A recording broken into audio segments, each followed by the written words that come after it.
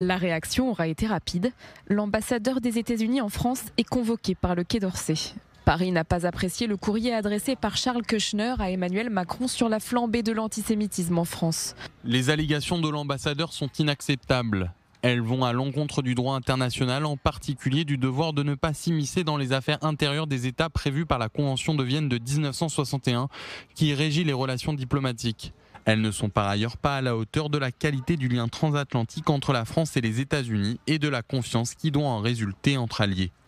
Dans cette lettre, Charles Kushner estime que les mesures prises par le gouvernement français contre la montée de l'antisémitisme sont clairement insuffisantes.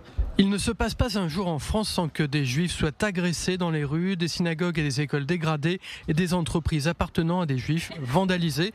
Le ministère de l'Intérieur de votre propre gouvernement constate que des écoles maternelles ont été ciblées par des dégradations antisémites.